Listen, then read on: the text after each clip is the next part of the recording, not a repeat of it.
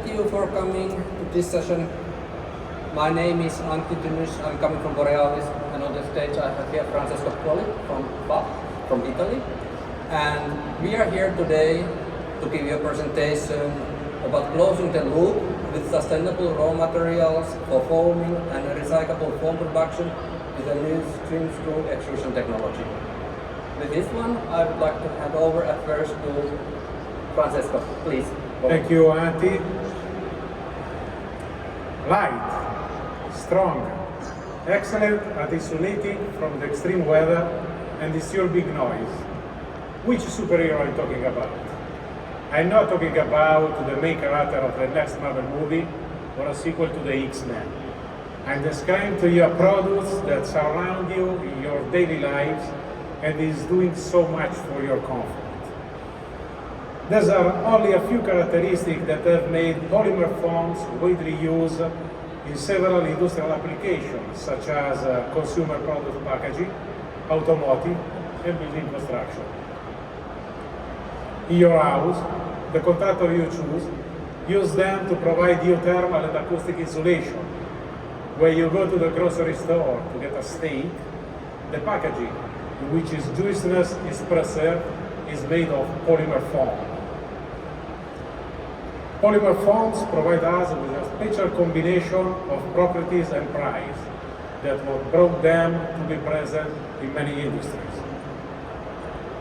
But there is one thing that this superhero is unable to do, a superpower that is crucial to have nowadays. It's not easily sustainable. It's true, polymer foams are recyclable, but for some of them it is costly and also quite difficult to do. In fact, sometimes they are landfilled and incinerated. Policymakers declare war to the material with a high environmental footprint. They are using legislation, punitive taxes, or disposal fees to hasten the phasing out of the polyester foam. In Europe, where we used to see XPS food packaging everywhere in our supermarkets, it was light, cheap, fast to produce, and safe to protect Fiorentina sticks, burger, fish, and most importantly, our Italian gelato. It's a crisis. They already banned their use for liquid some years ago, and they are threatening to ban it also for solid now. Today, few people know that there is more advanced alternative to the expanded polyester with the same property set, that it's also fully sustainable produce. It's up to us to find a solution to save gelato. Polymer producers and technology makers are called to identify commercial alternatives to the styrenic foams that can be efficiently recycled and hopefully cheaper to produce. We must give to the superhero that kept us warm during the winter and protect us from the noisy neighbor kids play the guitar, the superpower that is missing. We must update it and create a sustainable version of it.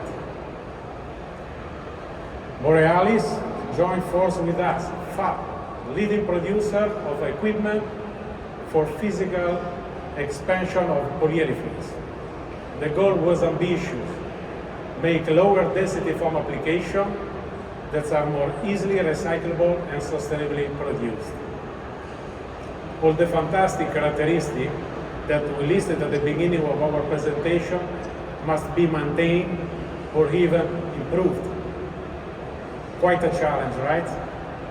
Thanks to their expertise in polypropylene resin and foaming technology, FAP and Borealis aim to improve the physical foam process in order to offer innovative materials that are affordable and with a lower environmental impact. Extrusion today is the most commonly used foaming technology, that it can be used to produce polypropylene with different densities. As you can see in the slides, ultra low density from 25 to 100 kg meter cube, low density from 100 to 300 kg meter cube, medium density 300 to 700 kg meter cube, and higher density, more than 700 kg meter cube. In the physical foaming process, the hydrocarbon gases, isobutane and normal butane, are used to reduce the density of the foam. Few can offer extrusion technology for using inert gas as a blowing agent.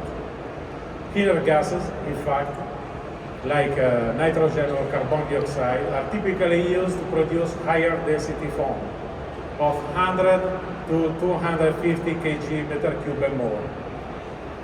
Compared with other foaming agents, the combustible carbon dioxide reduces the industrial hazard, and it's even easy to store and inexpensive.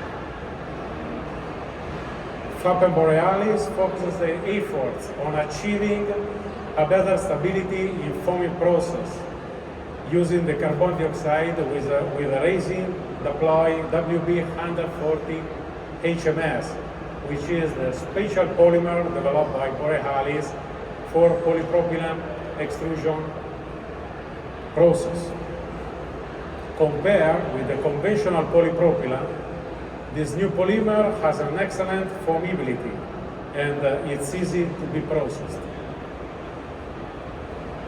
The low percentage of the solubility of the carbon dioxide into the melt, compared with the traditional hydrocarbon gases, was the main problem that we had to work with. We had to get out of the box and think creatively. We reimagined the screws and implementing innovative design on FAP counter-rotating twin-screw technology. We increased the percentage of solubility of carbon dioxide into the melt to 1.5% and made it possible to obtain a high-quality product of lower density. That wasn't enough. That brought us near to the finish line, but not quite there yet. Our engineers developed new extrusion head as well as new special dies to control the expansion and crystallization of the polymer during the cooling of the melt. Having tested for many years carbon dioxide as a foaming agent in our internal R&D laboratory, FAP was able to develop new machines with a twin-screw technology, which was based on the FAP AXT753 extrusion line. Now, Antti, please go forward with the explication of your special material. Thank you, Francesco. So, I hope that you now in the audience, you are convinced that we have an excellent, sustainable process to make low-density polyolefin foams. And we have also a very good material, HMS PP, to make the PP foam. So then the next question is, what's so special about the PP foam? Why we should go for the PP foam? What's the fuss about the PP foam? And how we are going to position the PP foam in the very broad foam landscape.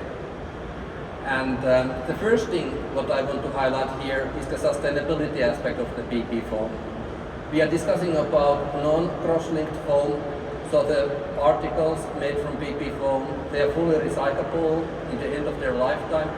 So the material what was used to make the particle, it has still some value. On the other hand, if you are producing the PP foam, then all possible production scrap, or if you are transitioning from one product to another one, or if you are starting up the line, you can feed it back into the process. So what you have in your hands is basically zero waste production of the foam. If you look a little bit on the other properties what PP foam can offer to you, so one typical good property of the PP foam is its excellent sound dampening properties. And this is in combination with the good mechanical properties. PP foam as such is quite a rigid foam, so it has strength. And it's not only at the room temperature, but it's a very broad temperature range where you can use the PP foam and where the foam is keeping its properties. If you are then more in the food packaging applications and food packaging industry.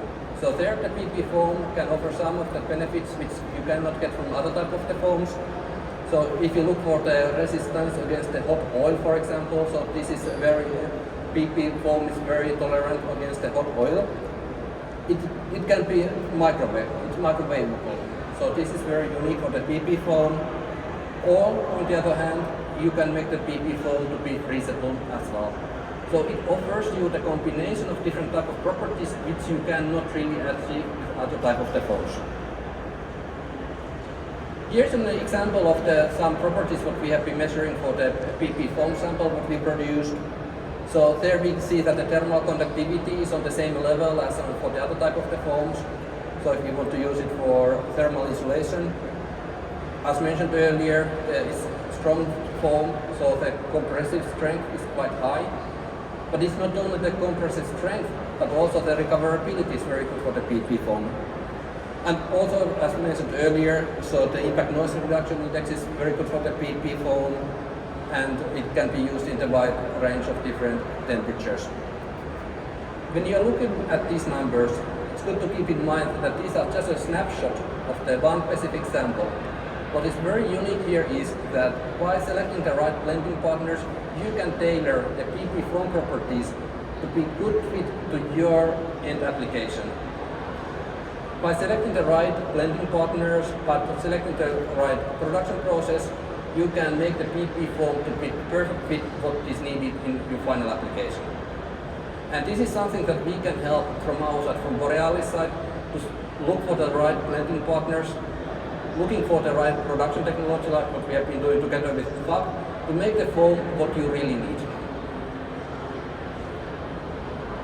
I'm sure that now you're fully convinced that the PP foam is really sustainable, very good product, environmental friendly. But in Borealis, we want to still do everything what we can to reduce the CO2 footprint of our raw materials.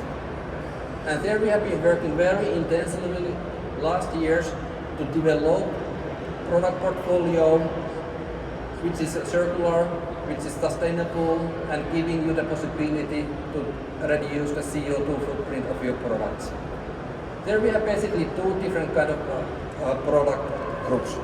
First of all, we have mechanically recycled PCR crates. So basically we are collecting the plastic waste from the consumers. The plastic waste is sorted out, cleaned and repelletized. So this is mechanically recycled crates what we have in our product portfolio, and these crates, of course, they are multiple time extruded, so the quality is not exactly the same as for the virgin fossil-based crates. But we have done some trials together with our partners, adding up to 40% of mechanically recycled crate into the foaming recipe, and we were still able to foam the blend to the low foam densities and keeping the decent foam properties. So if you are working in the field of building and construction or in automotive, this could be a very good approach for you to look for the solution to decrease the CO2 footprint of your product. On the other hand, if you are working in the food industry and in food packaging, so then we need to look for the crates which are food approved. And there we cannot anymore go to the mechanically recycled crates. But there what we can offer from our side is the polyolefin crates which are based on renewable feedstock or based on chemically recycled feedstock. Here we are using this commonly used mass balance approach. So basically these crates are equivalent in terms of performance and quality as the virgin ones. So I call these crates as a drop-in solutions also in the foam applications. As you see, we have been very active in Borealis, working with it and looking for the different circular solutions. And this is also something which has been recognized externally. And one good example here is Bloomberg NEF ranking from 2022. Bloomberg NEF is an organization which is ranking brand owners, but also plastic producers, according to their sustainability targets, what kind of circular transformation they are, how seriously they are developing good solutions waterproof solutions. And here in the last ranking in 2022, we are very happy to be happy to say that we were ranked #1 in the category of plastic producers. Of course, this achievement is something that we are very proud of at Borealis, and we are very happy that the efforts what we are doing to make the plastic industry more sustainable is also recognized externally. With this one, I think I will hand over back to Francesco for the final words and conclusions. Thank you, Antti, for your exhaustive explanation about the characteristics of this special material. This new technology achieves low-density foaming with a lightweight and recyclable solution that uses supercritical carbon dioxide as a foaming agent in the extrusion process. The FAP extrusion AXT 753 setup results in application weight reduction potential of up to 90%, and we reach even low density foam, enabling insulating and food market to use fully recyclable and sustainable foams. Carbon dioxide as a foaming agent has a low environmental footprint, and it is not flammable. The polypropylene Daploy WB140HMS is 100% recyclable and ensures excellent product foamability and consistency in the production process as a food-grade resin that can be used to replace EPS in the food packaging application. The production run in a closed loop because all the material waste generated during the production is immediately turning back into the granules and feedstock into the process, reducing the using of raw virgin material and without any effect on final mechanical performance of the product. Here you have our contact, and scanning the QR code you can send directly to us a request for technical part or materials. Please scan it and bring back our superhero to life. Now, if you want to order a new extrusion line that we will provide with a good box of Italian wine, please come forward and form a line there. Thank you.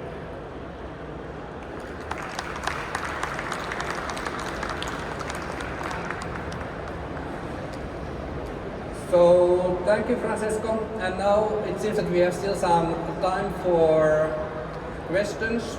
So you can use the Slido tool to ask the questions, or if you are brave one, it seems that there's a microphone in the middle of the aisle, so you can also use the microphone. But we have already some questions here coming in, and let's start with these ones. So you can think what more you want to know. So you have still some time, so please use this time. So I think that I will give this first question. Any question by the public? No? Just let them wait for a while. So they are.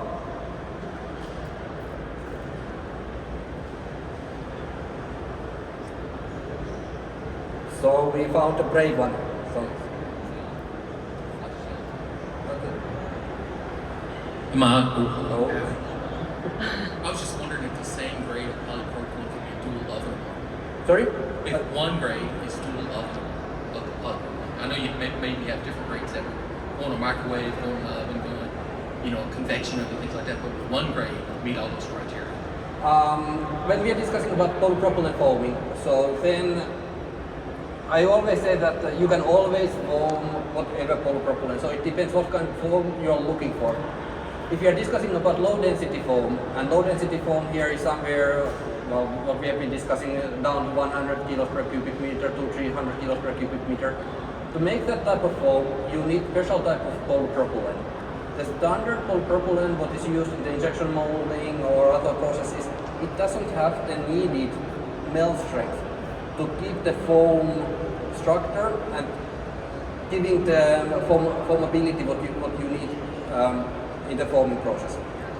And the question is, of course, that it's also here was the question that what is the special feature of your PP which makes it suitable for foaming process. So this was, of course, we were discussing a lot about the non-crossing, but the special feature of this polypropylene as such, what makes it foamable, is that we have a special microstructure of the polypropylene. So we have so-called long chain branched PP. And normal PPs, what you have on the market, they are linear, one long chain, and this structure, it doesn't give the needed rheological properties to form the polymer to low densities. So you need some tricks in the polymer chemistry to make this type of